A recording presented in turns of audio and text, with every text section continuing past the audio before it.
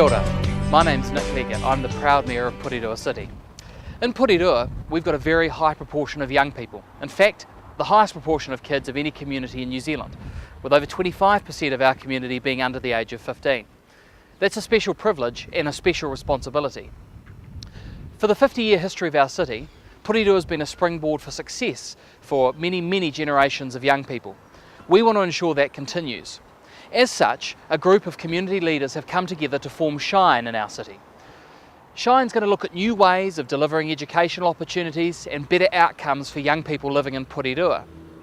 Today I'm interviewing Dr. Kathy Wiley, an educational academic who presented an important paper at Shine dealing with options and information about young people's achievement in Porirua City.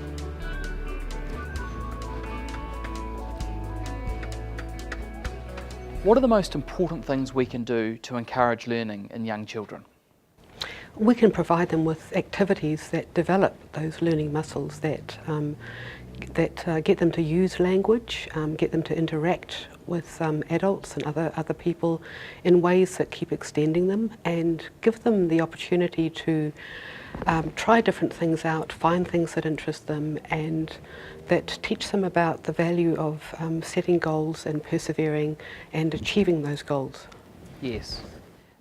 It seems to me that you're saying that it takes a community to raise a child. How do we better organise in a place like Porirua to do just that? It's great to hear you talking like that, Nick, because it is a community responsibility, and it's really hard if people try and do it on their own in separate institutions and they can't learn from each other and the things that they're finding out that work really well for kids in Porirua, because there is good knowledge here, but it's really important that people come together so that knowledge can be harnessed. We have this idea that children in Porirua, particularly in our low decile schools, they come to school and they start off behind.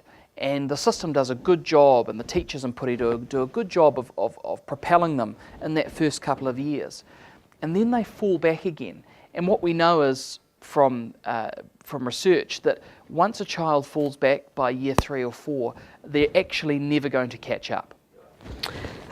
Yes, and that's part of making sure that kids have a really good start in their families and their early childhood education centres, that they've got really engaging activities that get those learning muscles working, so that when they hit school they've had quite a wide range of opportunities. They've got a good vocabulary, they understand about books and how to use them, as well as all the other things that they're doing, but they've got everything firing for them.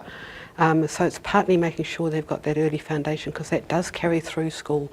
And then at school, it's about learning from others about what's working well to get past that plateau, because it's about providing the kinds of learning opportunities that are engaging and that involve the whole child, so that they're getting the academic learning, in quotes, as well as those learning muscles. Because what we know from the research is that you have to have those learning muscles to keep going through, but you have to bring the learning and the academic and the learning together in the kinds of opportunities you offer young children.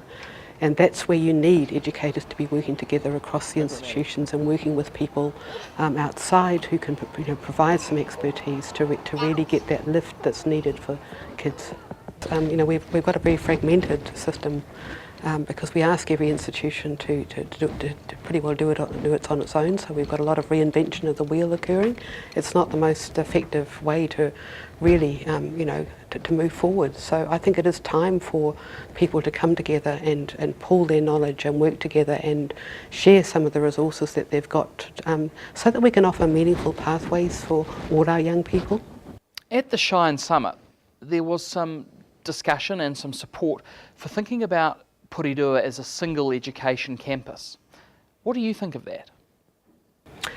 Yes, because if you've got that coordination and you've got, I think the institutions need to be managing themselves, but to be part of a wider entity that can share resources, that can share knowledge, that can really build expertise about how to do best by kids in Porirua and make sure they've got the opportunities that they deserve.